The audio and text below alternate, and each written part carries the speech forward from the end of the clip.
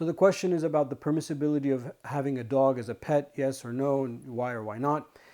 And there's the general answer is yes, you can have a dog, but let me just go down the line of thinking because this is one of those issues that for some reason we stumble on a lot. The dog is considered ritually impure, najis, in the majority of the Sunni schools, except the school of Imam Malik. Imam Malik, rahimahullah, he was of the opinion that the dog and all created beings are pure. So, however, there's another set of hadith that angels don't occupy the same space in which there is a dog. So if you have a dog at home for any reason, it could be that when the doorbell rings, the dog barks, and then therefore, people. It's a way to deter, for a way for people on the outside to know that someone's on the inside. I mean, that could be a reason. As long as there's any reason, however, small we think that reason is, then yes, we could keep the dog. We could follow the opinion of Imam Malik that the dog is not najis, it's not ritually impure. But as a practice, we should isolate the space that the dog occupies in the house if possible. What do I mean by that?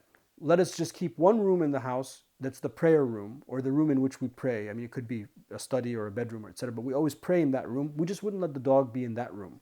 So therefore, we don't want the place where we pray to be where the dog comes and then the angels don't come for that hadith. So if we had like a mosque that had a huge property, we could have a dog on the property, but we just wouldn't let the dog come into the prayer hall. That's what I'm saying. So think about it the same way in your house. So is it permissible? Yes, it's permissible. Generally, people that live in the West, Muslims that live in the West, we should follow the opinion of Imam Malik because there are service dogs for people that need a service animal. There are also law enforcement canines. And by law, you have to let them sniff you. So you don't want to be standing in a security line and the dog comes to you and you run away from the dog because you're like, it's najis. I mean, that's going to be that's a bad situation to be in. So we just take the opinion of Imam Malik in this case, and we just say it's not najis.